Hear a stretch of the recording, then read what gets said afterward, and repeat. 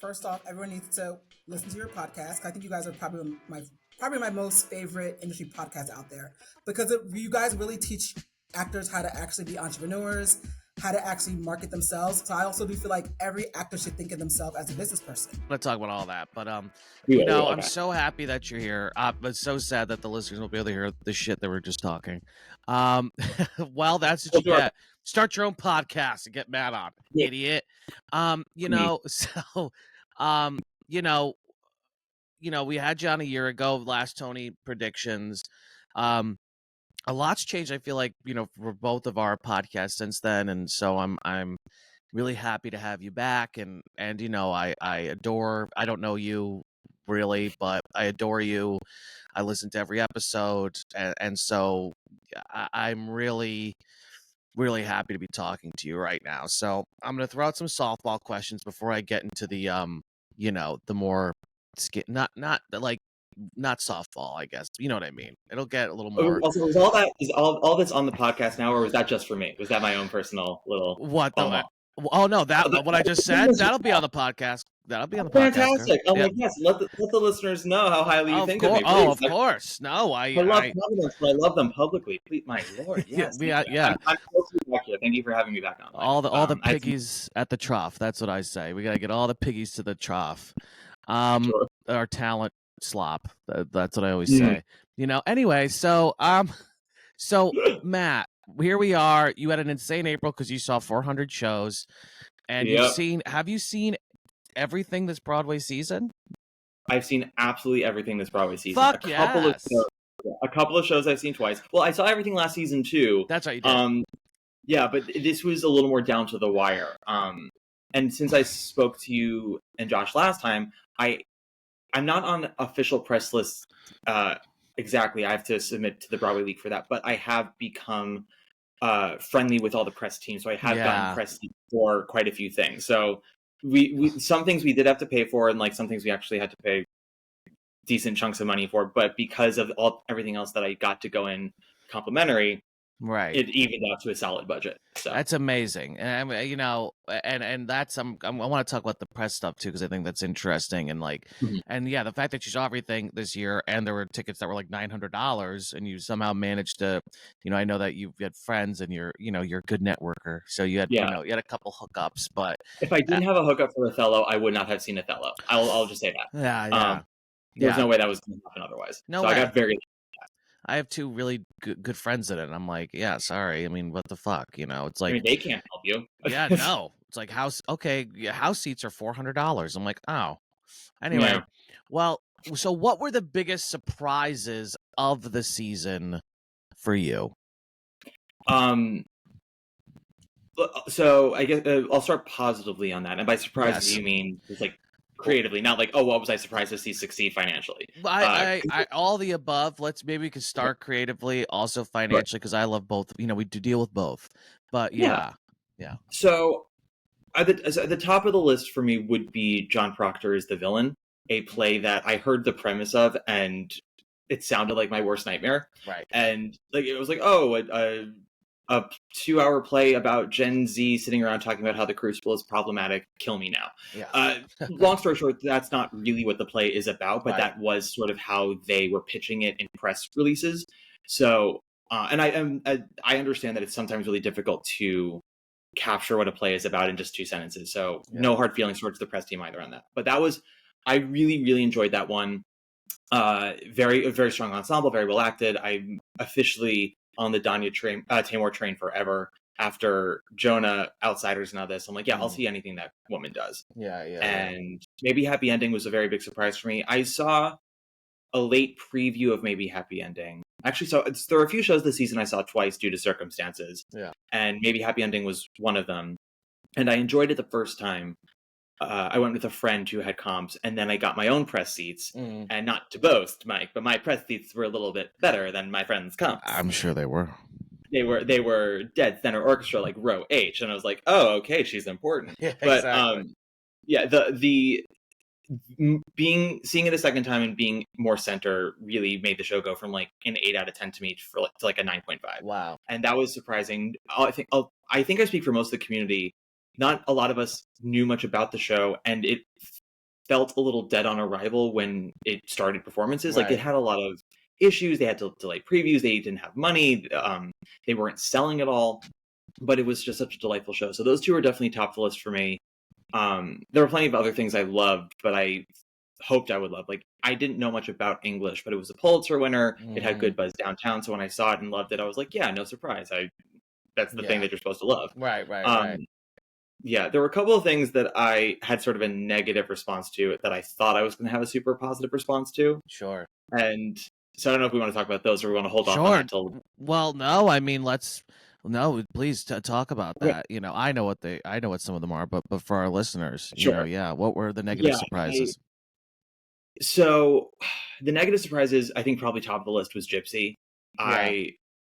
George C. Wolfe is the director of this, and I've spoken for years on my podcast how brilliant he is and amazingly insightful and talented he is. And he was who I wanted to direct a production of Gypsy ever since, as I call it, ever since Arthur Lawrence gave into peer pressure and finally died. Because George C. Wolfe, like, this is an era of American history that he knows so much about, is obsessed with, and he's somebody who pushes boundaries. And like, he always starts messy and then tightens everything and gives it a focus. And this is a man who also like isn't afraid to push things. Right. And you know, Audra was not exactly who I thought of for this role, right? But I love her, and she's definitely surprised me in the past.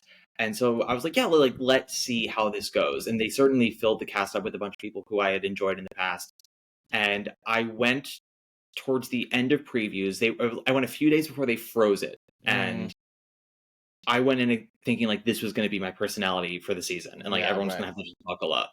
And I was so underwhelmed, and I wrote my review, and I actually went back a month later because everyone told me, no, you got to go back. Like, everything shifted in those 4 days since you saw it. Like, my God, everything's locked in now. And I went back, and it was 5 minutes shorter, and Audra did belt a little bit more, but otherwise it was the same production I was underwhelmed by. Right. Yeah. Right. I mean, you know, please. No, I was just saying one thing that bugged me was people being like, oh my God, there's so many nuances to the racial commentary in this production that George C. Wolfe does. I'm like, that's certainly possible. And I'm sure there are things that passed me by being a white man, but I'm also sitting here going, George C. Wolfe is a man who has put blackface on Broadway like no less than 3 times. This is not a man who does nuance. This is a man who does brash and complicated and makes you question stuff. Yeah, exactly. So, yeah, and so if he's doing stuff that doesn't register past row 6, I'm like, then it's the Majestic Theater. It's got to at least make it to the front row. Exactly. Well, you know what's interesting, and what I really appreciate about your commentary, because I know there was some, you know, the way that you know, some not pushback from the community because you didn't just like fall in line. And one of the things I do want to ask and later, especially, is about like how people say one thing online and then actually which is you know, I think a symptom of a larger problem. But like, you know, what I really appreciate about your commentary about it was that you obviously have respect for the artist, and you obviously have a lot of respect and love for Audra, but you know, it's like you say, sometimes if you're a fucking star, you're gonna take big swings and they're not gonna work. It's just like, you know, it's like, and the reason why, you know, I think about that a lot, and I say this because, and not to go on a tangent, but like, you know, we've been, a lot of our podcast the past years just sort of been about AI, right? And sort of like, what does AI mean, and where does the theater fit into AI? And like, you know, in so many ways. And this idea of, this may sound a little weird, you know, it's like frozen shows, right? Or like that it's like frozen consistent. Like, you know, look, I work professionally pretty consistently, but like, these are the things that like, okay, watch TV. And I say, or if you don't want unique like, you know, what I appreciate about Audra doing it, even if it didn't quote work, and I know you appreciate too, is like, you know, an AI will be able to do the perfect Mama Rose, the stereotypical perfect, what Mama Rose is supposed to be, what it's supposed to be, right? Like, because that's the thing, is all these things live in the zeitgeist, the collective consciousness. We're sort of trained by watching these things over and over again, how things are supposed to be done, that's why literalness, I think, is probably the most poisonous thing in the theater community right now. It's like, well, if somebody says they're sad, then they should be sad. It's like, no, sometimes people in a play say they're sad and they're not sad. It's like, people do weird shit. And I say this because, like, when you talk about like a star will take a big swing and it won't always work, I appreciate that because that's the only thing that's going to separate us from the fucking robots. I know that sounds kind of crazy, but like that's what, and it's so scary because you've talked about this as somebody who went to, I went to conservatory, whatever. It's like, it feels like we're graduating automatons. We're graduating people to be safe, to toe the line, to not do anything, super like, unique because we want to play it safe because we want to book. And it's like a star will sometimes take a big fucking swing and it does not work, and that's what makes them a star, in my opinion. You know what I mean? And so I appreciated your commentary on like your thoughts about that, like on the show. You know what I mean? Well, and it doesn't just make them a star; it makes them truly an artist. Right. What I love about Audra is she doesn't. You're right; she doesn't play it safe. She's taken a lot of big swings in her career, and most times she has hit it out of the ballpark. Right. And I think maybe it was Cary Grant who was like, if you're a working actor and like a third of your resume is great, you've had an amazing career. It's very true.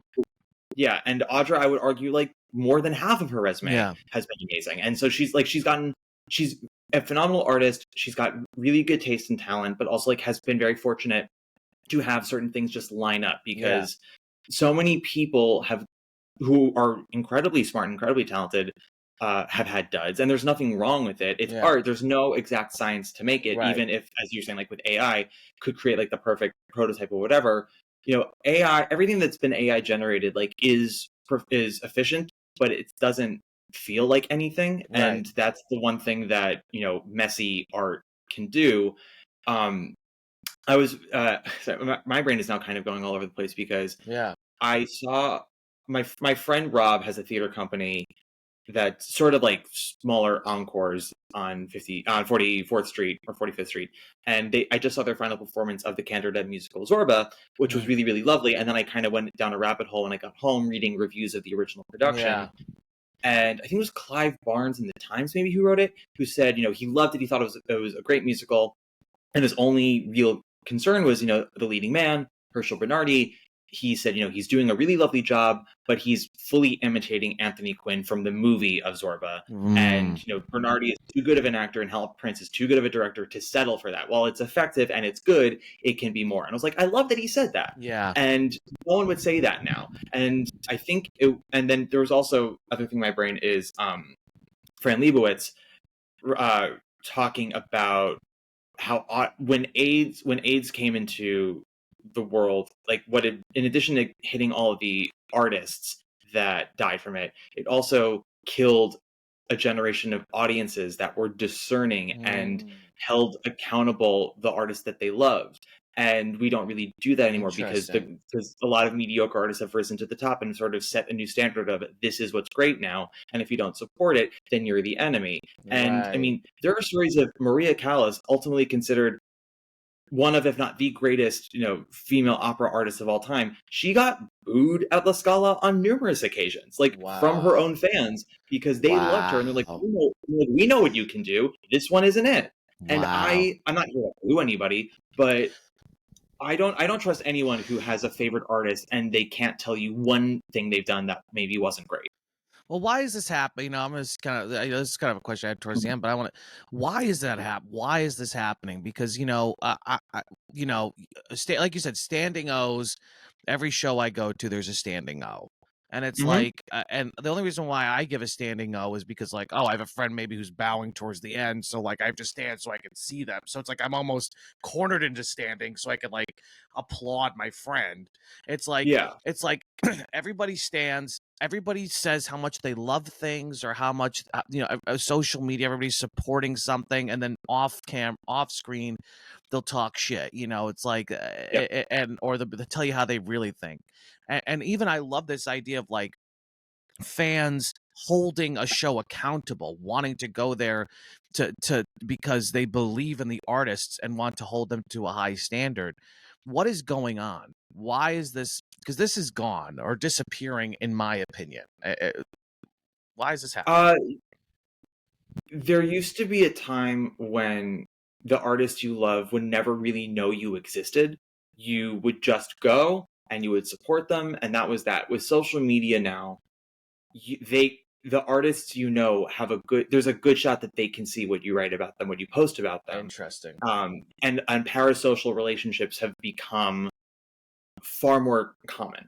So, and there's a lot of negative to that as well, not just the standing ovations, which standing ovations have started becoming an epidemic probably since the early 90s. And it just every year just get a little more common. Actors understand that. I'll say Broadway actors totally understand that standing ovations mean nothing. You can feel when an audience genuinely loved it. There's an energy in the theater after a show where you can feel how an audience truly felt. Yeah, 100%. And actors absolutely know this. Yeah. And so if an audience were to not stand for a Broadway show tomorrow, but there would be cheers coming, actors would feel like they did a great job. Exactly. But when they stand and it's whoa, that means absolutely nothing. Right. 100%. But there was a story about an ensemble member in Pirates who came out of the stage door, and a fan of theirs from Instagram, was so overcome they went and they kissed them, and because in their mind they thought that line was gone of oh, we know each other, we've spoken on Instagram before. It's I've responded to your comments on my posts, or when you have a response in my story, I write back LOL, but that's not the same as actually knowing each other. But so when I saw Smash, there was a group of people in the theater who were Carolyn Bowman fans. Openly said so.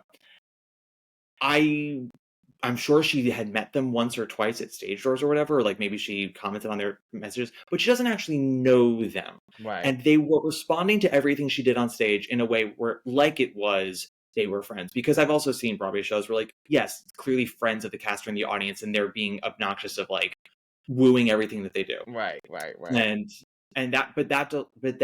it's all egocentric because it becomes about them. It's not about the person on stage. It's, I want everyone to know I know that person. Exactly. I have an in. I am special here.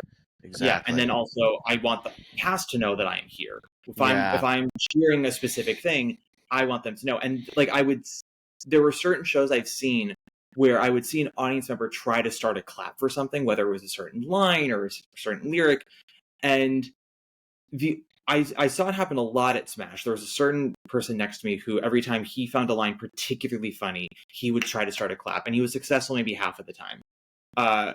But God, I would have given one of those.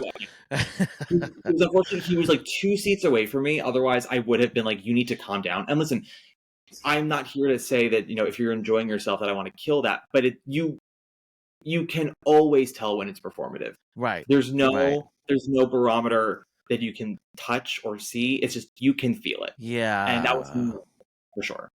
Well, what's interesting about this idea, which is everybody's performative now. It's because we all have a platform, because everybody has, social media, entertainment's democratized, whatever.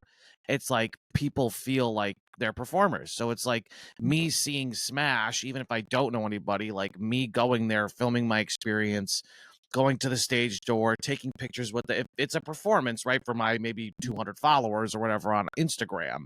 It's so there's this, what's interesting is I never thought about it this way, but it's the reason why maybe so much of this is happening, which is, I think you summed it up, which is almost this performative audience going of I'll post a fucking 3-paragraph story on how important this play or musical was when really I hated it. It's it's because there's a lack of anonymity, and because everybody has a platform, and so now nobody can truly just go to the theater, be in the dark, be raw, and just actually have a genuine, authentic reaction. And it's weird. And since the pandemic too, audience etiquette has just been so fucking bad. I've been shocked. It's pretty awful. The people who like to claim, oh, if you go see theater, you're elite, you're classy, and well, depending on where you're sitting, it means you have money. But people not being able to turn off their Apple Watches, people not being able to turn off their phones, people blatantly taking out their phones to take photos of the stage. I always feel so helpless when that person's a little too far away from me. If they are literally next to me or in front of me, I have told them, like, you put that fucking shit away. Right. It's the whole point of a show is that it's a once in a lifetime experience. That show will get performed 100%. again tomorrow, but the audience is going to be different. The actors' days will be different. Things go differently all the time. When I saw Just in Time, there was like a small little stage kerfuffle. Erica Henningsen's shoe got trapped in the stage deck, Right. and like they fixed it, and like Groff came fixed it, and it was quick, but it was one of those like only live theater. Exactly. And right. And I don't have photos of it, I don't have videos of it, but it's in my head. And then I'll tell you, 3 days later, I was or 4 days later, or something like that. A few days later, I was at Joe Allen with a friend at the bar, and the woman next to me, we realized together we were at the same performance of Just in Time because we remembered that moment. Right, exactly. And then we talked about like, oh, and do you remember that one audience member who like wouldn't leave Groff alone on the floor? And again, and that came from just our memories. And that was a wonderful human experience. We didn't whip out our phones and be like, oh, I have a photo of it here and a video of it here. Right, and that's genuine human interaction. And the world is so vast and it's so easy to be lonely, especially post-COVID, that I understand the importance of social media, of making connections. Like I have a Discord channel for my podcast where listeners, they chat with each other and whatnot, and that's wonderful. But, you know, if you want to take a photo before the show, after the show, great. I do the same thing. But once I'm there to be there. And the moment you whip out your phone to take a photo, the moment you start talking loudly, the moment you start, you know, setting out food for yourself at the seat, I don't care if you claim to know someone in the show or like you plan to stand at the end. That makes everyone on stage who is giving their body to you for 2.5 hours. It makes them feel like zoo animals.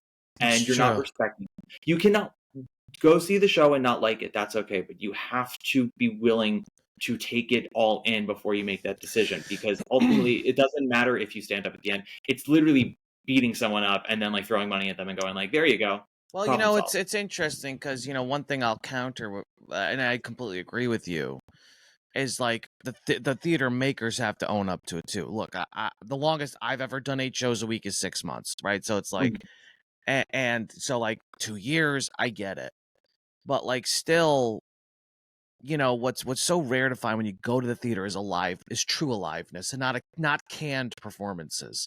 So much. And look, I get it. You get into a rut. There's like this idea of like, you know, you're taught in school that like, you know, professionalism means being consistent. And I'm not saying that don't do your blocking, don't do whatever, but it's like the lines come out the same, and it's like everything is like the same. And that made sense when there wasn't TV. That made sense when it's like that's what theater was. It was like I go there to see, we're all watching the show that is known nationally, that's happened all the time, and like we want consistent performances.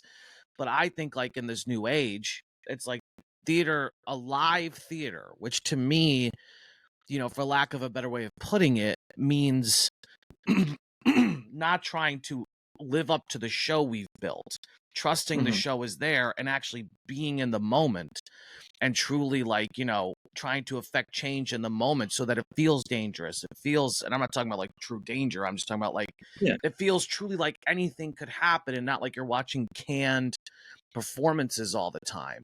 And it's like, it all feeds into each other, right? Like so much things happening on stage feel canned, feel like they're just sort of like, you know, whatever. And then people film it. It's like, it doesn't feel, and so I'm not saying like it's theater makers' fault, but if you're doing something that's truly alive, that's dangerous on stage, that's like, you know, truly unexpected and putting yourself out there in a way of not like, okay, like I have to hit my beats and I have to do my things, then like, you know, maybe there wouldn't be such robotic responses from audiences too. Although, you know, look, and I've been scolded because I threw something at an audience member one time who had their phone out. Oh shit. Yeah, but I don't care. You know, this is why I'll never go to Broadway. But you know, whatever. But I mean, plenty of people have gone with worse behavior, so that's and true. had stayed with worse behavior.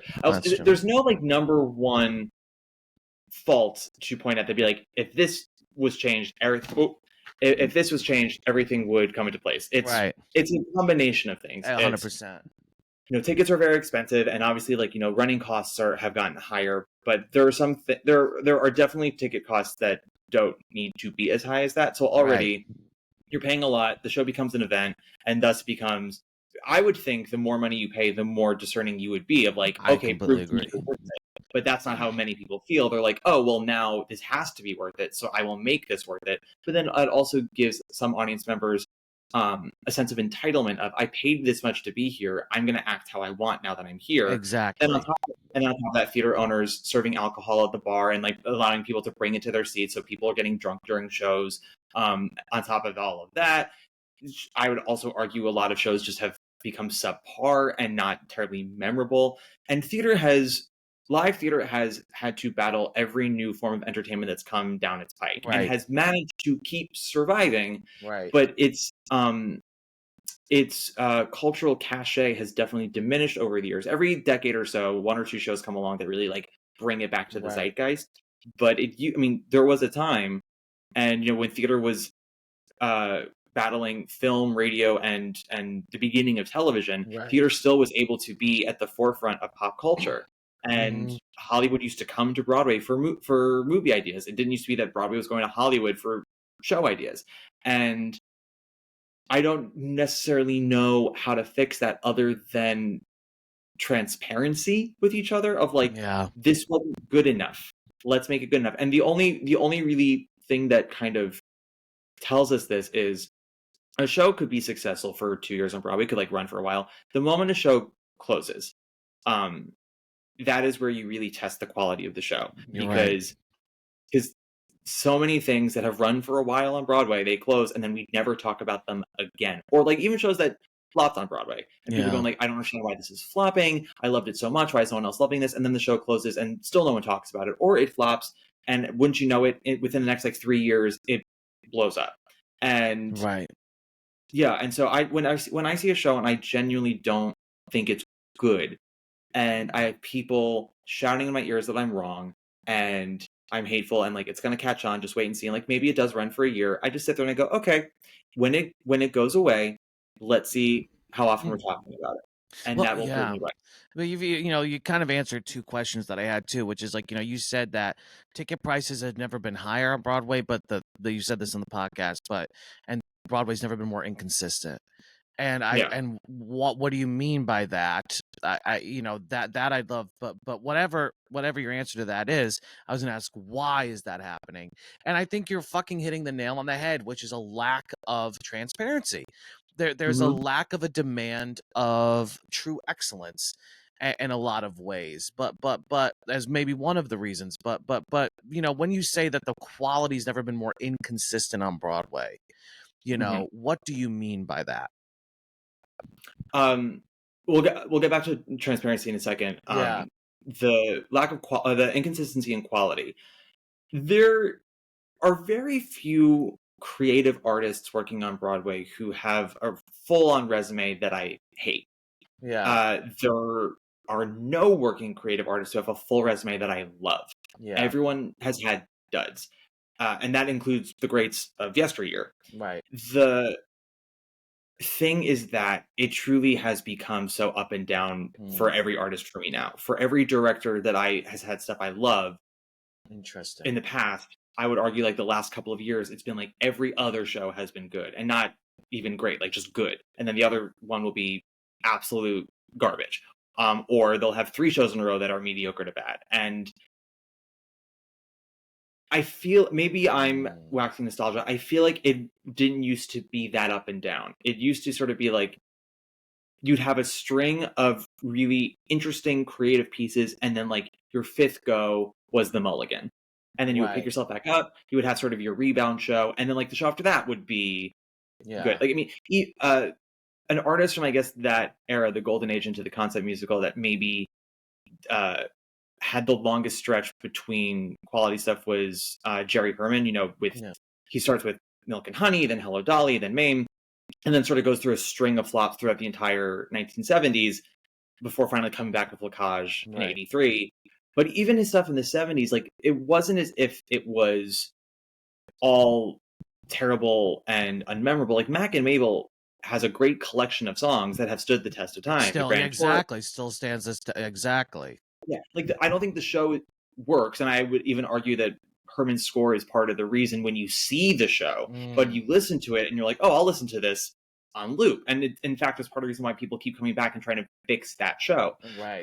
Same thing with Candide, right? Like that cast album comes out and people are trying to make it work and we keep coming back to it. And like each time there's something that works and something that falls apart, but like we keep coming back to it. But I mean, that's Leonard Bernstein. I never really figured out how we say his name because everyone says it differently. That's okay. But I don't think he'll mind. Mm-hmm. but also those artists would acknowledge when the work they did wasn't good or if something didn't work.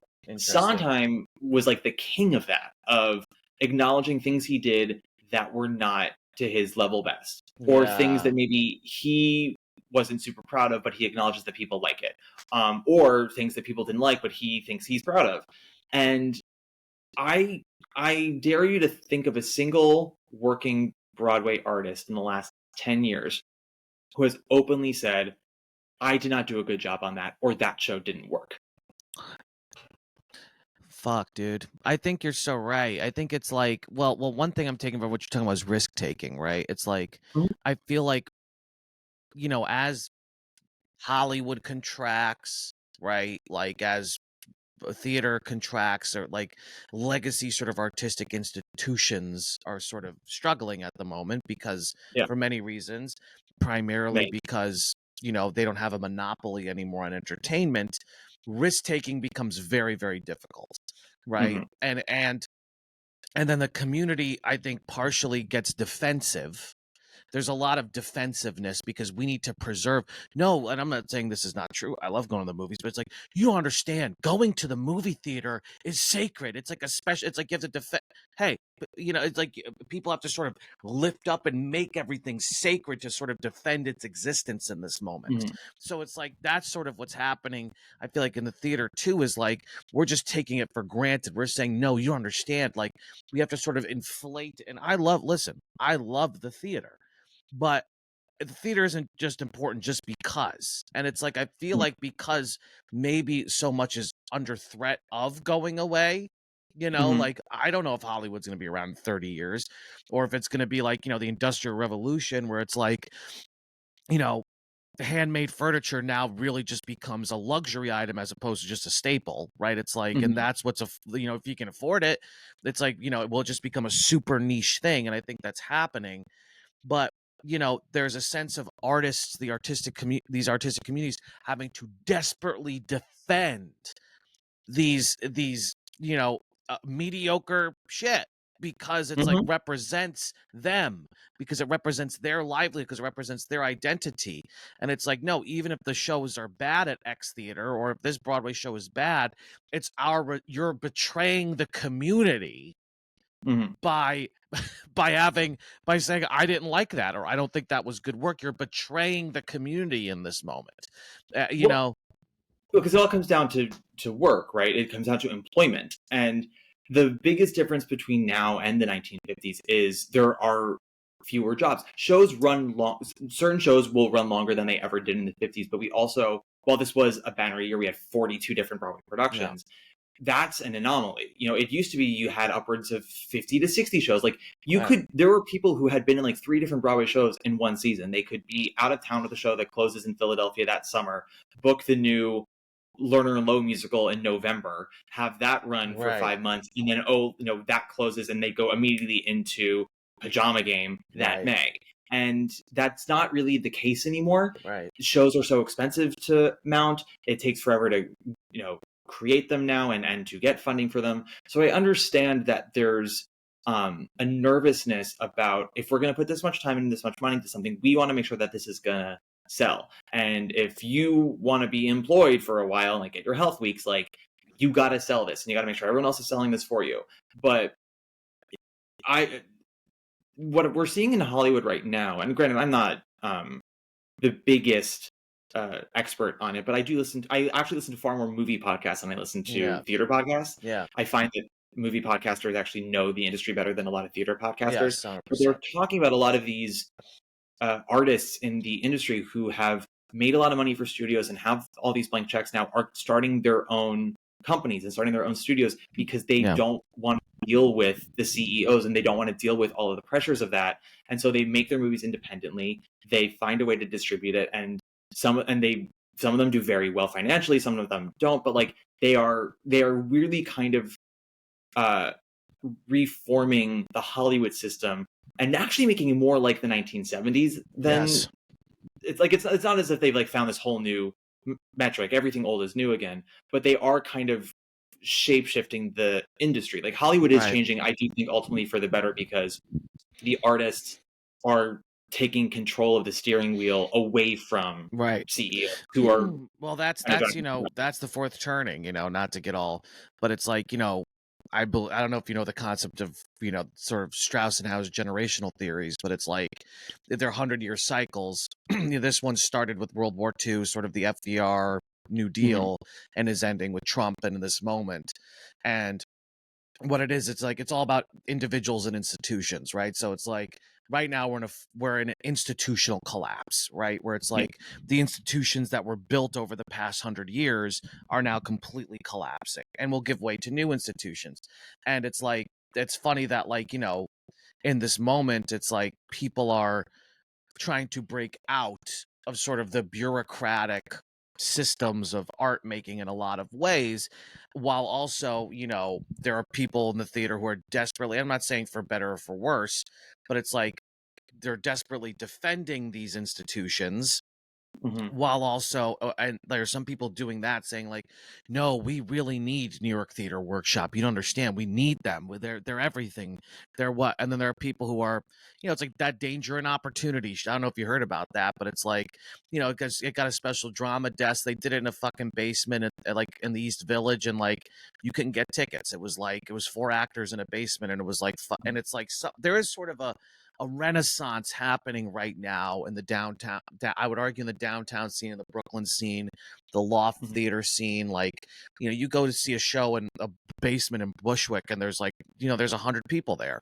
It's like, it's amazing what's happening. And but one thing I wanted to ask you about is, this idea of criticism, because we did an episode with Peter Marks, who used to be the main theater critic, he's a friend, and we were doing an episode with him, and he has a Substack, with what's her Vermicelli or whatever her name is, but like, it's Elizabeth Finchatelli. Yeah, whatever, but that's how you know I'm an actor, because like, who the fuck are these people, even though like I have shrines to them, not really, but he has a Substack now, so we're talking about sort of the state of journalism. He was somebody who worked for a massive sort of institution, the Washington Post, and now is an independent journalist, on Substack, whatever. And what's fascinating, and not to keep slobbing the knob, but I trust you, even if you have takes I disagree with, or whatever, I trust you, because, and I listen to a couple theater podcasts, like, because I just love theater, and it's like, so much of the time it's shallow takes, people aren't really diving deep, or it's so like literal. It's like there's some of the old heads, and I'm sure you can guess kind of what I'm talking about, who have podcasts. It's like they're like, it is literally like, well, the music didn't match the time period, and I'm like, okay, that's what you're taking away. It's like, what? Like, you're a fucking idiot. Like, you have no soul. You're it's like, I wouldn't go that far for me. It's more like I can't stand people who are rigid and have no bend. Yes. And I find myself halfway between the older queens, which I know that they hate that term, but like sometimes you got to call a fox a fox. The older queens who are like, that word would never be used at that time, and that time period doesn't use that. And I know I know somebody who is on that platform who did not care for Dear Evan Hansen when it came out, because he said no teenager would use the word dear. And I remember being like, first of all, did you watch the show? Because like, of all the takes to have to make that be negative, like, it's a therapy exercise that his therapist is making him write, and everyone would write in a therapy exercise in a letter like, dear so and so. Like, everyone just knows that that's what it is. Point is, so I was like somebody who was just so rigid in that feeling that they couldn't like the show. I also am then anti people who are like, we saw it, it was a blast, she's iconic, she's the moment. It's such a, you know what, it's just such a fun time. And you can tell if you are really looking for it, you can tell between the lines what people are actually saying or how you might feel about something based on how they talk about it. With me, like, I try to meet every show with what it's trying to do, and Absolutely. then go, is it successful at that? And then after that, did it do anything for me? I very famously do not like The Great Gatsby that's on Broadway right now. Right. And I talk about in my review, like, I do think I pin down what it is they are trying to do. Right. And I say, I don't think they're very successful at it. And even if you could argue they are, I did not like it. And I explain why. But it's that's what I appreciate is like you never come out of way from a right way. You know, I'll say their names. I don't give a shit. But like, I hate listening to This Week on Broadway. Like, I hate listening to it.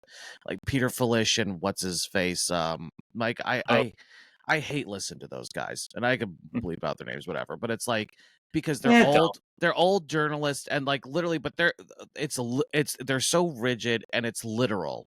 But it's literally like she said she was sad in the scene, but she didn't seem very sad to me. And I'm like, hey, dumbass, did you think maybe that was the point? Like, it's like there's literally a whole scene in Oh Mary about this with subtext. It's like, come on, guys. It's like, but the literalness and the right way to do the play. And again, I think this is so toxic because I think it's evil, not evil. But it's like, well, it's gatekeeping. Well, it's destroying. It's what's going to destroy the theater because again, we will the right way to do Hamlet, the right way to do X play, Y play. What were the author's even intentions? Like, I'm not saying fuck the script, fuck the author's intentions, but robots will do that. Robots will figure that out better than us. All we can bring is the collaboration, is the unique.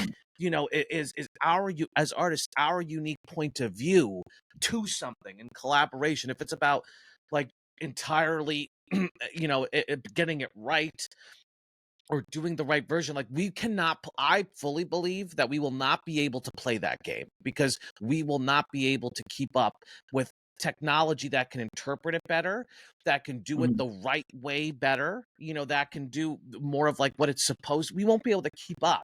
The only thing that we'll have is our element of surprise, our element of our unique point of view. So that's why it really grinds my gears when I hear such a literal basic critique like this, because I'm like, you are literally fighting against the messiness, the thing. And I'm not saying like make everything a fucking mess like all the time or do things for the sake of being different. I'm saying artists need to cultivate, because I teach too and coach and whatever, and it's like the main thing an artist can do right now is cultivate a hyper unique point of view. That is what training is about now, in my opinion. It's like, because that's all we have as people that is going to separate us from the fucking robots. I know I sound crazy about this, but like, that's why I think it's really toxic. And it's like, you know, anyway, but what I was going to, So ultimately what you're talking about is making choices, artistic choices, and what rehearsals and previews are testing out those choices. Exactly. And if you throw wild spaghetti at the wall, if none of it sticks, great. What did we learn from that? Let's make a new choice. Exactly. And there are people who have found amazing, triumphant moments out of that, and I think that should be applauded. Things that the gatekeeping theater lovers do that I don't like is, you know, how they came to it first is, in their opinion, like what makes it the best. And I've seen things on a second time or a third time that have been better than the first time I saw it. Yeah. And I try to, when I see, like, if I see a revival of something, it's more about, do I think that the creative team understands fundamentally what this show is, like what the DNA of this show is? Right. Because I've seen productions where this will be coming out after the fact, but I saw Wonderful Town at Encores, and that was a case where the production team just didn't know what the show was. That is a show that is a I call it a New Yorker style fairy tale, like a fairy tale right out of the New Yorker. And thus it's light and it's silly, and it takes a lot of the stuff about New York that's kind of scary and turns it on its head and finds comedy out of it. Right. And this production took the dark stuff seriously and couldn't figure out how to get any feet off the ground. It was leaden, it was heavy. And the worst part of it is that I know people who saw it who did not know Wonderful Town and were like, oh, well, that, like, I think the creative team did the best they could, but the show blows. I'm like, well, then they did a bad job.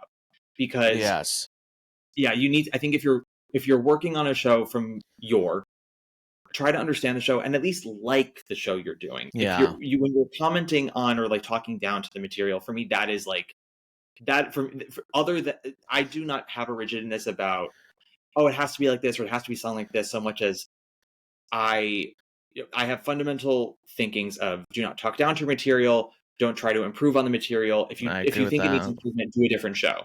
Because there will be an artist who comes along who loves the show and will translate that to an audience, and that'll be the revival that works. Yeah, it's weird because I think there's like these two different camps that fall into the same thing, which is like, number one, I think so many actors coming in, it's like the script is Bible and we must honor it and we must figure out and it's like, great, so you're gonna do a production that 400 other people, like, that you're gonna do the same thing, like, why do that? Then it becomes what Peter Brook called, which is a fucking deadly theater, right? It becomes the museum piece. A museum piece.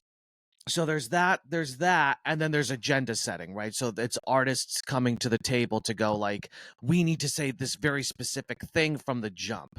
And again, they're two sides of the same coin to me in some ways, because I think the main problem with both of those things is it's going into the puzzle, going into a process with a belief that there's a right way to do it, that there's a right way, as opposed to discovering what this unique collaboration, this unique ensemble, these unique creatives bring to the table. Because I'm sure, like this production of Wonderful Town, maybe that's what the intention is going in, but if you're open, you see it's not working, you see it's not actually feeling right, then you're probably open enough to adapt, to change, to go, actually, no, like, this is not.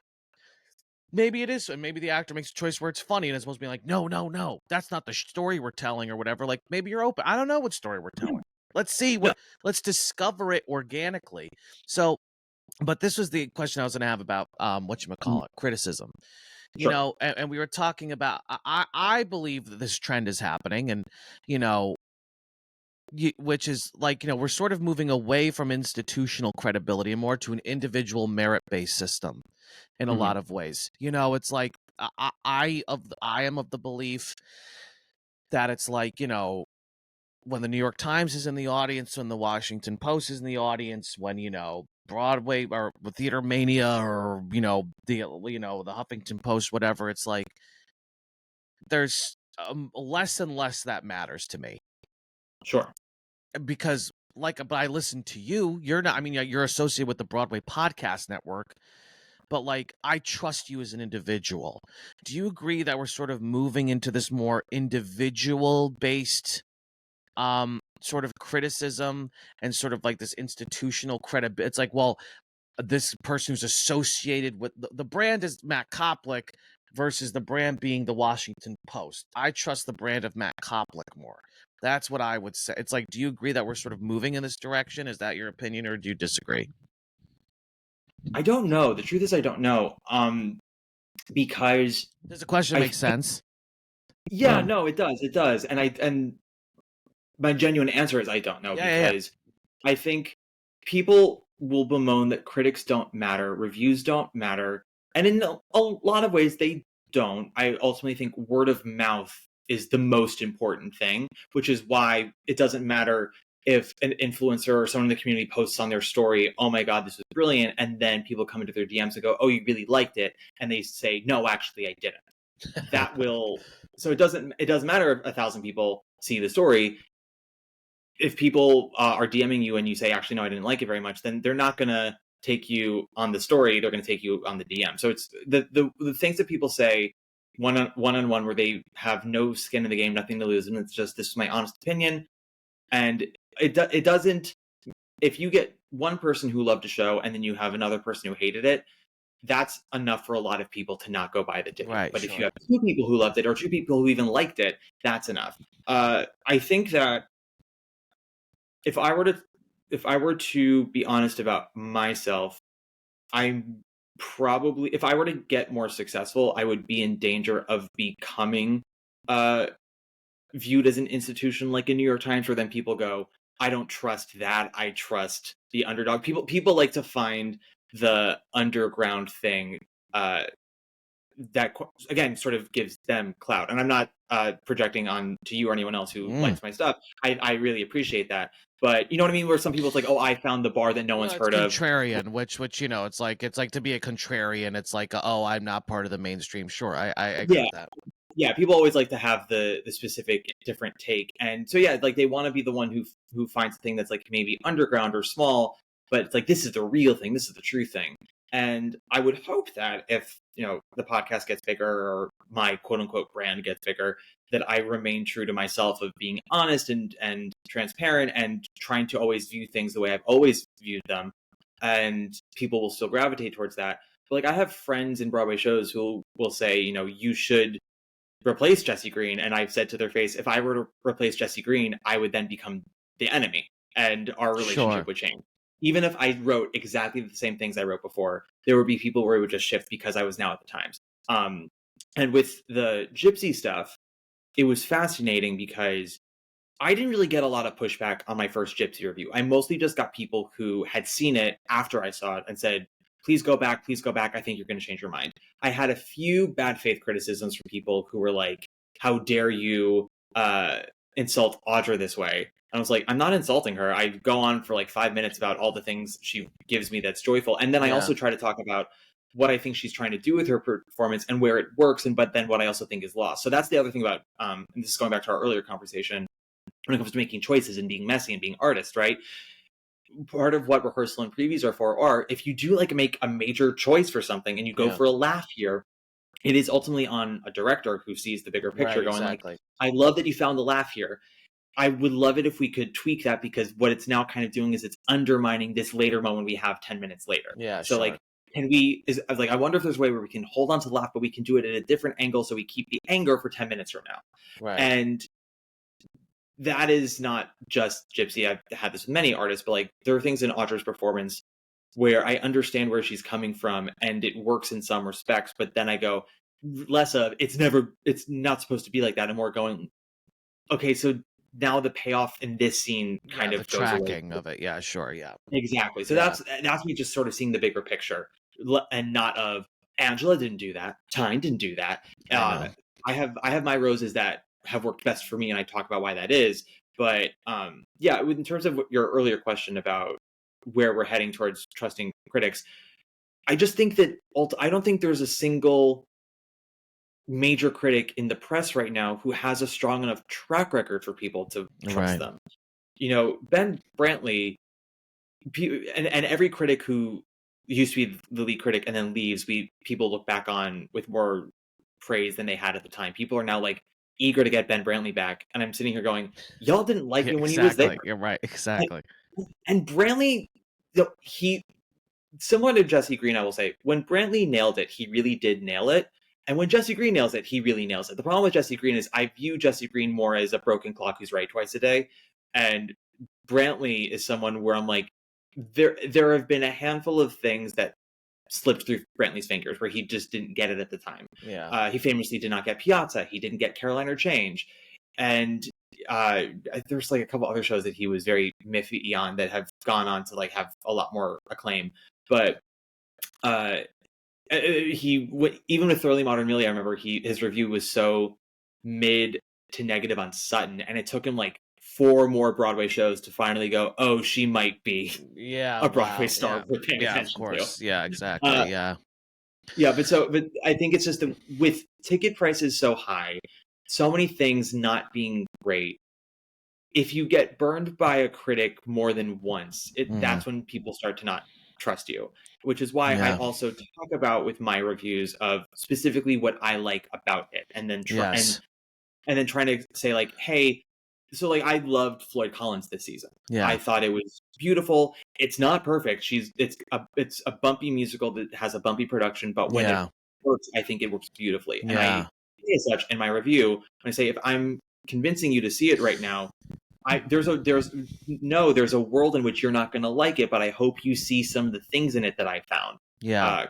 And you can understand why I would recommend it. Yeah. Because I very rarely go, no, this is amazing. See it now. You won't regret it. Because there's always somebody who's going to regret it and come at you and go, of course. Why did you recommend Fun Home to me? It's like I'm a person with an opinion, but you know what I appreciate, because it's not so much yes, I guess it is sort of the underdog thing too, but it's like it's more so like the name New York Times, the name, what you have to earn it. Like I don't care what newspaper you're associated with. I don't give a shit. That means nothing to me. Like, you know, sort of like as these things sort of are being challenged, right? And it's like, you know, whether we like it or not, alternative media is on the rise. And it's like, that's so what I'm saying is it's not just the association. It's just that the association is not enough anymore. The association is not enough, but there's still many old queens in this business who are, you know, whatever, or to think that matters, you know, in so many ways. Oh, there's a poster on Broadway World. I love reading Broadway World. I think it's. Yeah. I used to be a poster when I was a kid, and now I just read it and I laugh. There are some posters on Broadway World who are genuinely knowledgeable and discerning, and I'm so grateful for them for remaining in the zoo and trying to keep hold of all the rest of the animals.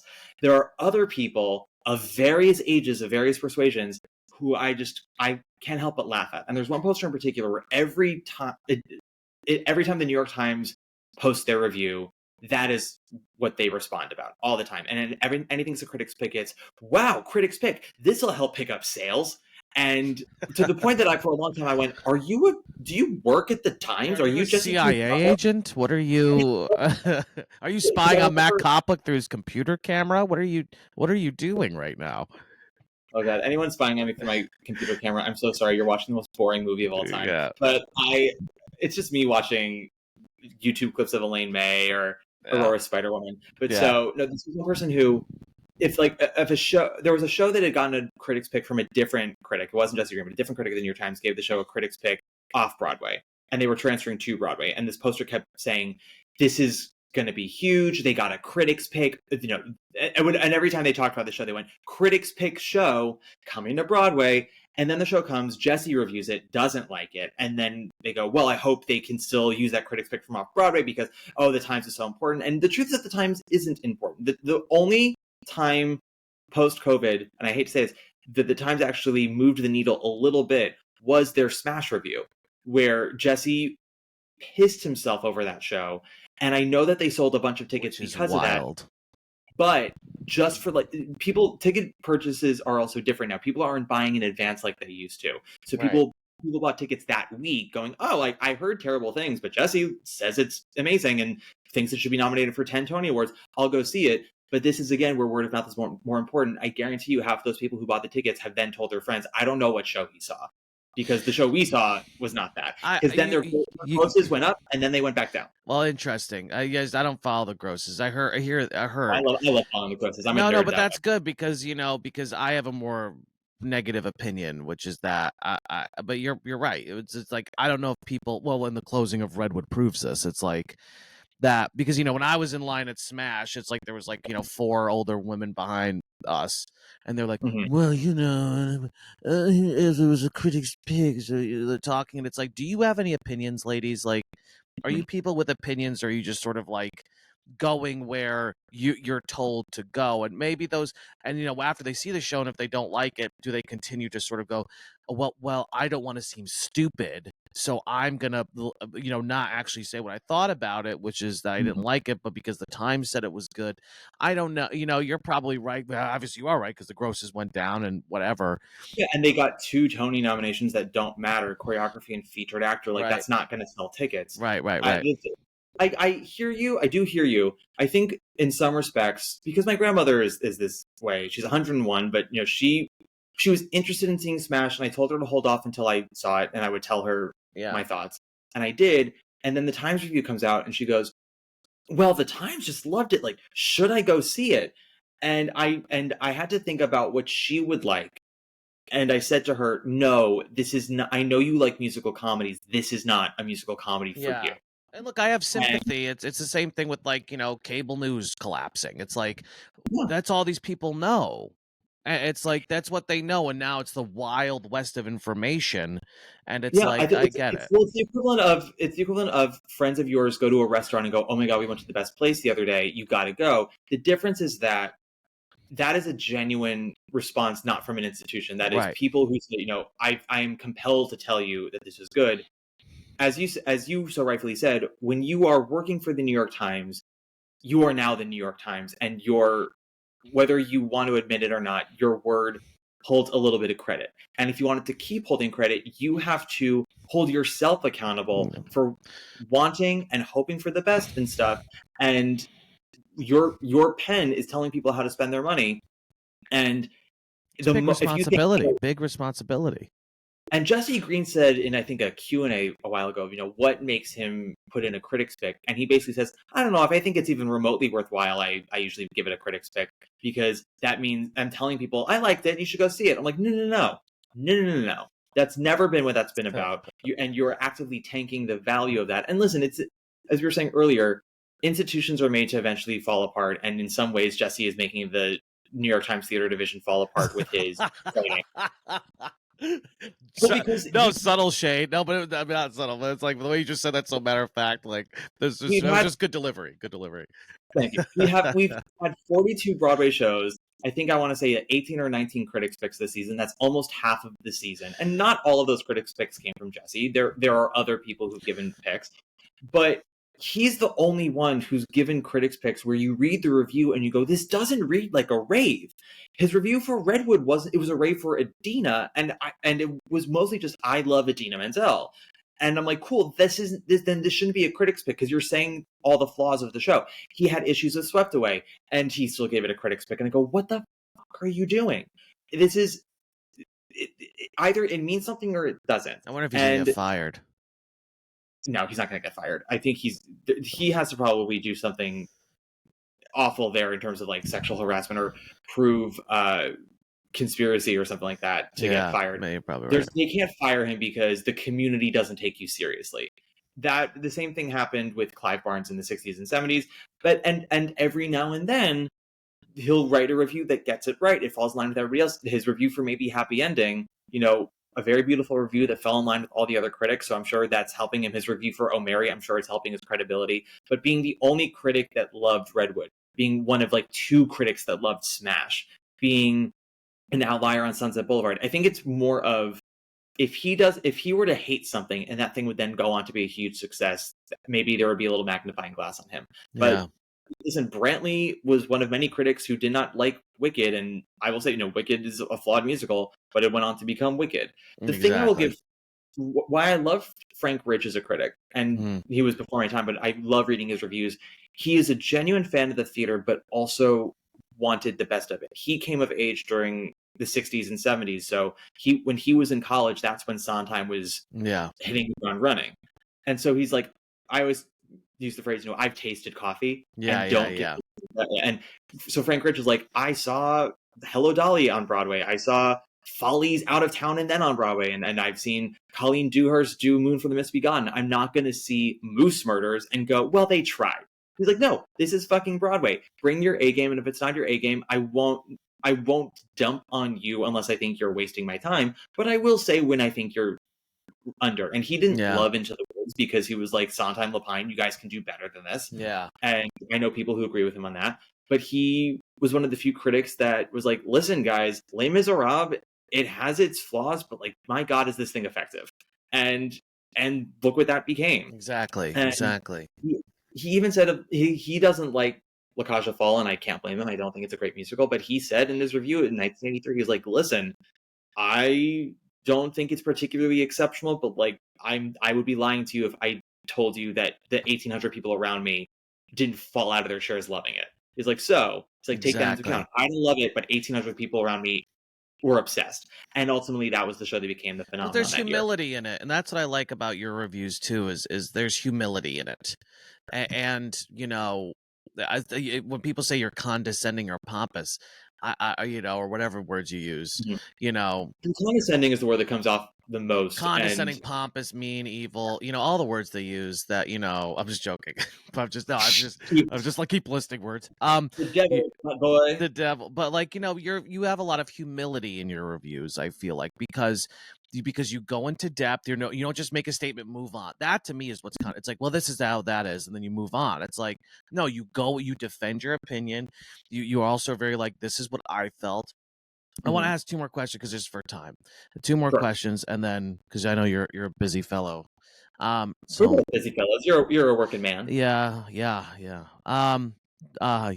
What was my next question? Oh, so controversial, not controversial, I guess, but like, you know, it's like you talked about the end of Pirates and sort of like this performative virtue signal. You know, that happened for me with Smash. I literally, Yeah. you know, I you know, we saw my girlfriend literally just walked by, just started laughing because we talked about it. You know, what we saw it together. It's like there's that part where the producer, like, you know, makes that random speech completely unjustified about, like, you don't know what it's been like to be a producer and like to have men. Da, da, da. It's like literally. Do you remember this part? Probably not. I mean, wasn't it? I might have blacked that out. I think it was is that when she says, "Oh, we should hire the associate director to be Marilyn because like I couldn't get cast as leads because I have my body and I'm not exactly." And it was Yeah. so out of character. It was so not what they were establishing with this woman. It was so, and literally she turned out to the audience at the end of her monologue and like raised her fist. Yeah. And I and then there was like cheers. And I was like, what is going on? Like, because it's not that I don't think that's a perspective value, but it's like kind of what you're saying, you know, with like the end of Pirates, it kind of feels similar to me where it's like, it feels like an obligation. It feels like, it feels lazy to me. It's like, then write a play, then write a play, have a scene, do something. It's lazy and it's pandering because it has nothing to do with anything, and it's not part of story. It's not part of character. It's not intelligently woven in. It also has nothing to say. It's just lip service, and audiences are now programmed to cheer for that because it's like, granted, the world is large, the world is scary, the world is awful. Of course, I would argue, you know, part of that is just we now have so much information at our fingertips. The world has always been awful, and we just have been oblivious to so much of it for so long. Yeah, sure, of course. But when you hear of all awful things in the world and people in power doing terrible things, I understand that it feels nice sometimes to hear someone loudly say the thing you agree with. I get that. But that doesn't make it a good show. That doesn't make it a good moment. That makes it an itch to scratch in that moment. And the thing with Smash that pisses me the fuck off, because it is genuine lip service, because it's two men writing this. And there have been some amazingly complex female characters written by men in the past, some now. Like, I think if you are an insightful, creative person and you listen to the people around you, you can write good characters anywhere. Point is, this production of Smash, because they talk about how, oh, we didn't want to write a show that was Ivy versus Karen, two women fighting. It's 2025. We're beyond that now. And I go, okay, so rather than don't do the show. Well, so they do the same thing with Feud, with like Joan Crawford versus Betty Davis. And I was like, okay, so rather than give two women who know their value, know their talent, and are willing to fight for the thing they want, and if that means another woman, so be it, you have a musical where where the drama is a woman reads and it leads to chaos. You make your only villains of your show two different women. You have a woman manipulating another woman. And the whole crux of the show is we gave our leading lady autonomy and it ruined everything. And I know they think the satire is, oh, actors are crazy. I'm like, yes, many are. But also, people on the production team are crazy and often have bad ideas all the time. They pitch it as Brooks Ashmanskas' director is correct about everything. The only thing he does wrong is that he bends over backwards for Robin Herder when she becomes a monster. I'm sitting here going, Brooks Ashmanskas is, you know, his character wants to make a musical comedy about Marilyn Monroe, one of the most iconically tragic figures of all time. Right. And the crux should be, you're wrong to want to make a comedy about The this. problem with that show is very simple in my mind, which is that, amongst the things you're talking about, it's that like the show's got to be bad from the beginning that they're putting on. Yeah. The show that they're putting on, it's like, oh, there's no conflict. It's like, well, then why is this woman reading this book? Because it sucks. Because actually, the show should be a disaster from the beginning.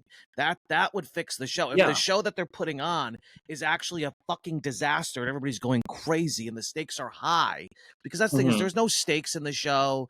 There was no really anything like that. So it's like the show should be. I mean, it's easy. The show should suck. Like that they're putting on, and they should be out of their depth, and they should be figuring out what to do. Exactly, and everybody has different takes, and everybody's fighting for different things. The concept I had was it should start off as they're trying to make a musical comedy about Marilyn, and they're realizing in real time in the rehearsal room that it's not working, that it's becoming a camp fest, and they go, okay, Absolutely. we're gonna try to go more nuanced and really dig deeper now. And Robin Herder's character maybe is known for only being a musical comedy star, gets in her head and goes, reads a book, and brings on Christine Nielsen because she's like, I've never had to do this before and I need someone to help me, and like all this stuff happens, and that doesn't make it you can still find the satire of that, but yeah, you're right, there has to be stakes. Also, like every conflict is always resolved in 2 seconds, and even when they say, well, we don't want women fighting over a role, you still have Carolyn Bowman getting mad at Bella Coppola because she's like, oh, you did so well last night and I'll never be Marilyn Monroe. And Bella Coppola goes, well, I really want to be a director. And then within a beat, Carolyn Bowman's like, and you will be, girl. Go get it. Girl boss gas like gatekeep. And I'm like, so Carolyn Bowman supports her when she's not threatening her territory. Well, this whole thing that we're talking about, like, and this is what does scare me a great deal. It actually does scare me because it makes me feel like I am in 1984. It makes me feel like, look, I know there's a lot of talk about fascism, and I throw that word around, but like, what? Then there's a lot of things that make me feel like I live in some sort of weird, like dystopian fascist world. But it's like when something so what like the programming of like, this woman giving this speech about like, out of nowhere for 15 seconds to get it in there about like, I'm a black woman and like people don't take me seriously as a producer and I fought for it, and she faces the audience and it's not ironic, it's not campy, it's like supposed to be, and it's out of fucking nowhere for like a very underdeveloped character anyway, and then everybody cheers. To me, that's what makes me feel like I'm in a dystopian novel. Like, it makes me feel like I am in a weird dystopian novel, like because I go like, this is like programming, this is weird, not because I don't believe in the value of it, but because it's so, it's like Pavlov's dogs, and it scares me, and it be not because, again, I don't disagree with but the pandering, the sort of like virtue signaling stuff, and then people like not seeing past it. But then a lot of people in the community, as I'm sure you've experienced this, they'll cheer yes queen in the audience, but then they're like, oh, I know it's bullshit, like when you talk to them. And so I'm like, that to me feels like there's like it's like a it's like a, well, it's a disconnect. It's a disconnect. I will say, from everyone I've spoken to in the community, in general, actors, writers are just like, when there's bullshit on stage, they all know. They can smell it, they can taste it, and they'll talk about it, but they won't say it in the room, they won't say it in the theater. Again, because like everyone wants to keep working, and there's the idea of, if you are negatively thinking about another person's work, that makes you difficult, that makes you a diva, that all these things, and people need to get to the next job. And it's the irony of Smash being like, oh, well, actors are so sensitive and crazy. I'm like, it's actually production teams that are really sensitive and can be super babies about this stuff. But with something like Smash, like that moment, we all feel that way. There are audiences who will cheer, again, Pavlovian. It doesn't change their mind, it doesn't challenge them, and they'll walk out and they'll forget it happened 9 minutes later. That's my only comfort in that, is like, it doesn't actually mean anything, and thus I don't think that it is necessarily training audiences to be dumber or expect less, but it also means that writers and producers are conditioning themselves to add it, because they're like, oh, well, people cheered in the theater. It's like, yes, have they, you bring up that speech. I completely forgot about that speech until you brought it up. That shows you it's staying power for a lot of us. So like that is ultimately where I'm like, the things that actually do bend and curve and challenge hold longevity. And I agree. And it is ultimately a waiting game. You kind of have to sit there and be like, I know that this is going to stand the test of time, and we are going to talk about it, and it's going to hold up. And like, I know that thing's going to get forgotten, and you just have to wait. And it's not my money on the table. Yeah. And so I absolutely hear you, Mike. Where like, it's like, that's what it feels weird to me. It frustrates me because I was thinking about this actually because of Wonderful Town.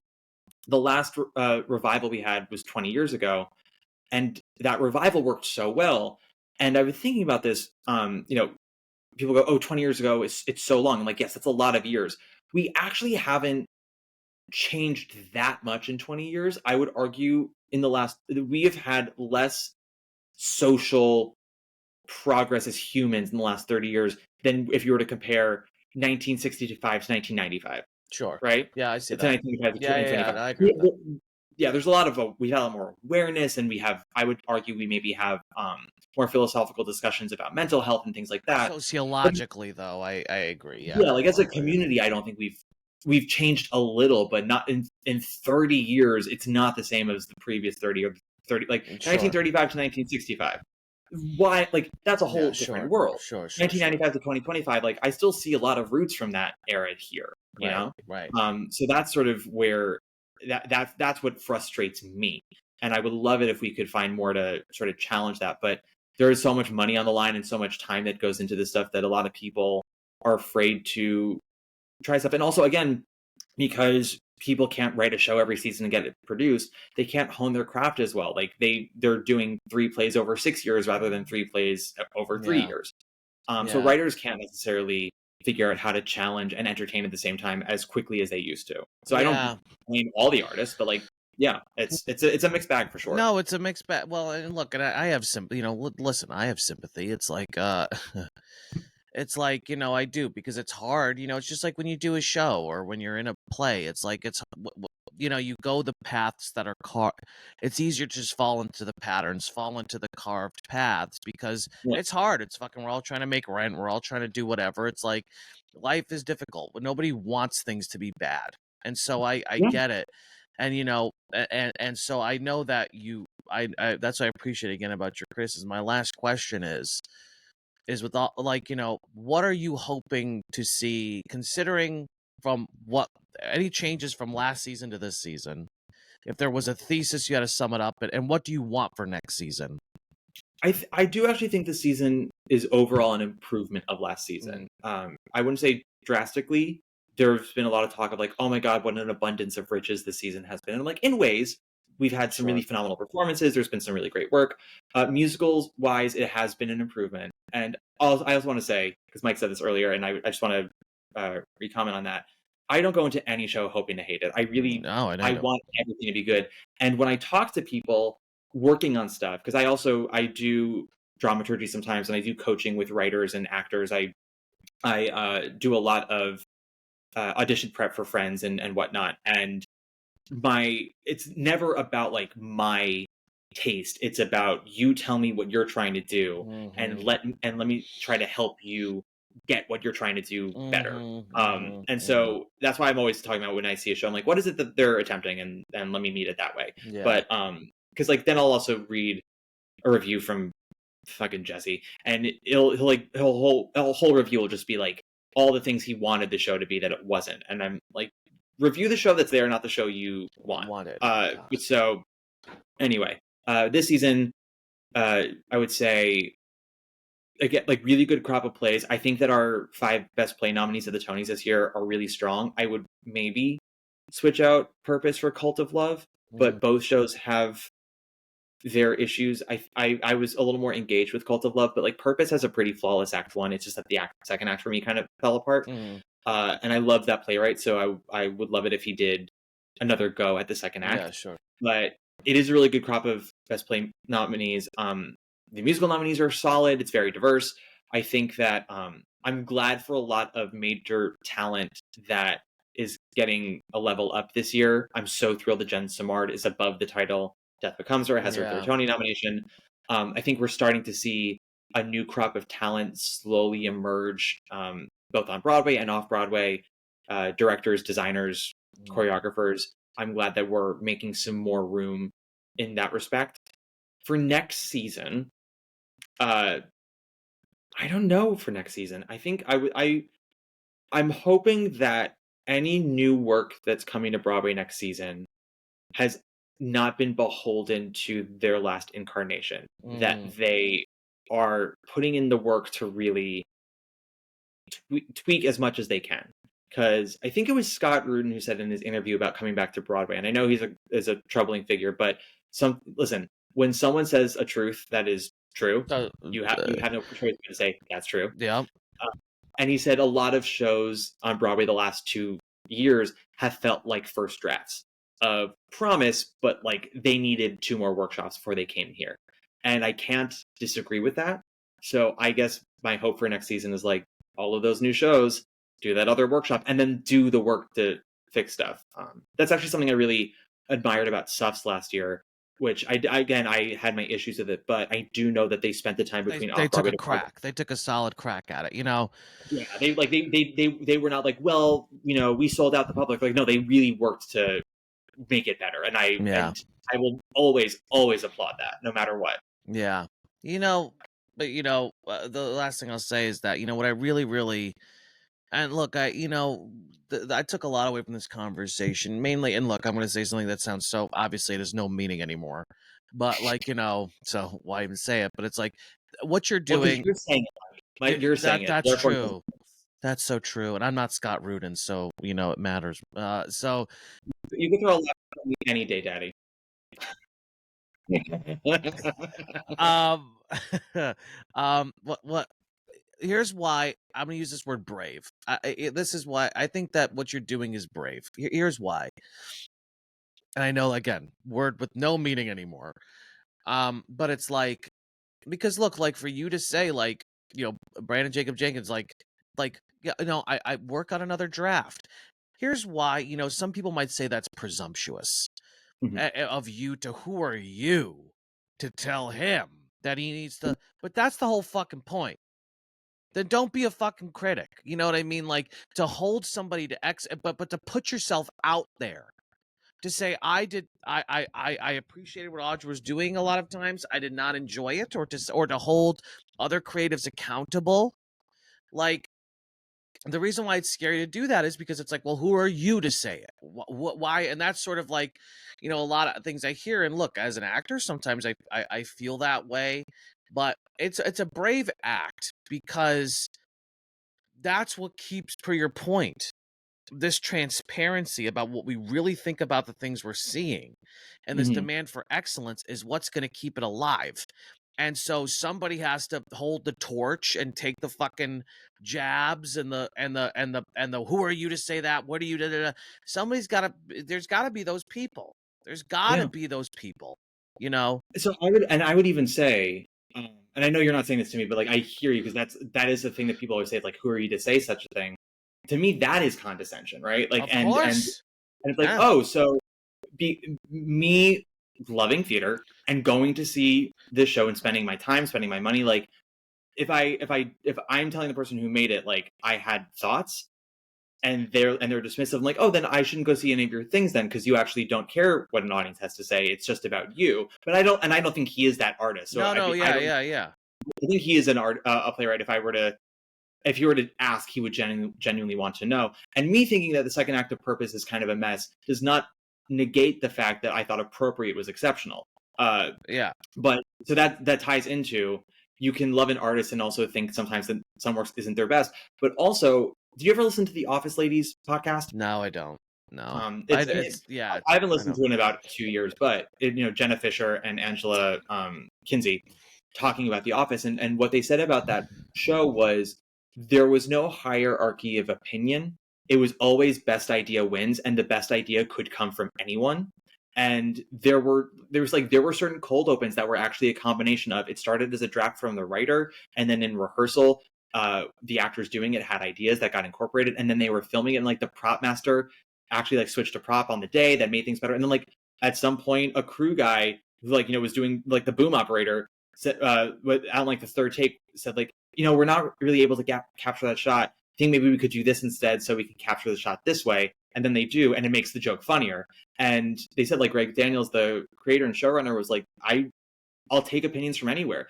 If I don't take it, it's not because it's you. It's because I don't think that joke's going to work. But the moment people start to go, well, what, where's your Pulitzer nomination? Where's your Broadway show? It's like, listen, maybe my opinion is wrong, but what if it's right? What if the thing I'm offering you actually is the right thing? It would suck for you not to take it, because then it would make your thing better, and then I would have a new thing in the world to love. Right. It has nothing to do with it being my opinion. It's just, I want it to be good. And it is brave to hold that torch. That's what I mean. Is like, it's, especially as so many people are not doing it nowadays. It is like, it is like a really, it's a vulnerable act to be that person and to go like, this is what I thought. And so that's why I always appreciate you. That's why I always trust you. I'm so happy that we did this. Last thing very quick we do is the comfort food performances, if you remember from last time. Your last one was Bernadette and Dear Producer, and then somebody else I forgot.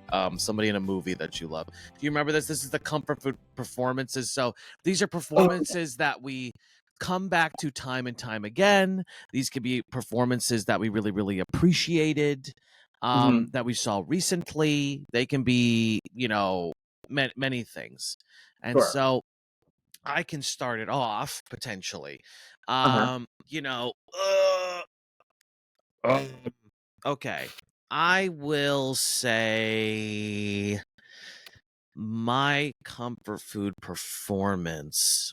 God, see, and I'm always, Josh was always the one who like has it right away. It gives me time to think. My comfort food performance is, I'm gonna have to say it is when I saw August Osage on Broadway with my mom. When I was like, I don't even know how old I was. I must have been, I don't even know. When did it come out? 07, I think. Yeah, it didn't get opened in 07. So I was in high school, so like, we didn't come to the city much, but we came and saw that, and Estelle Parsons was in it and was fucking incredible. And I just remember watching this. I don't think she did it originally. I don't think she was in the original. I think she was a replacement. I think she was the first replacement. Right. Oh my God. I just remember watching this woman up there, just dominating the stage. She was like an animal up there, and was just owning the space. I remember I was like way back, like in the orchestra, but like way in the back. So it was kind of, and it was just almost like tunnel vision into the stage because the balcony went like this or whatever. And I just remember watching her and being terrified and in awe and kind of turned on at the same time. I just remember, her performance sticks in my brain. That performance of August Osage County lives in my brain. So that is my comfort food performance for today. I love that. Yeah. I'm gonna pick two from this season that I have just really loved. One is Jennifer Simard in Death Becomes Her, who is just everything that she does well, she gets to do in this, and at the forefront in beautiful designs. And a specific number she has that on the cast recording is so ballsy and phenomenal, and it's her Act 1 number, Let's Run Away Together. If you decide to listen to the cast recording, that number, it's a really good song. The lyrics are dense and very clever, but her performance of it is just, talk about not safe. I mean, obviously this is a woman who's got technique up the butt, but like, it sounds so raw, and it makes it so exciting, and she's just a freak, and I love her. I'm obsessed with her. The other one was, speaking of freaks, I went back to O Mary in March and saw Betty Gilpin play Mary. So that was my third time at the show, and it was so wonderful to see a woman who has pretty much just been known for being a beautiful, dramatic actress. A stunning individual who does drama work, be so egoless and so, I also hate to use the word brave, but brave, of just like going balls to the walls and freaky and campy. And I described it as sort of if Cola Scola as Mary Todd Lincoln was serving Charles Busch drag. Betty Gilpin and O'Mary was serving John Waters' hyper femininity of hysterical women having a crazy period, and it's and it was so good and so specific and so odd, and I was just so. It's weird to say that I was proud of her. I don't know her. That's the parasocial relationship of it. But like, I remember they announced her casting, and I was very thrown because I didn't know she could do anything like that. And I saw her, and I was like, she did it. She did the thing. She did it. And I was very happy for her for that success. So those are my 2 comfort food performances, at least of this season. That's beautiful. All right, Matt. Thank you, dude.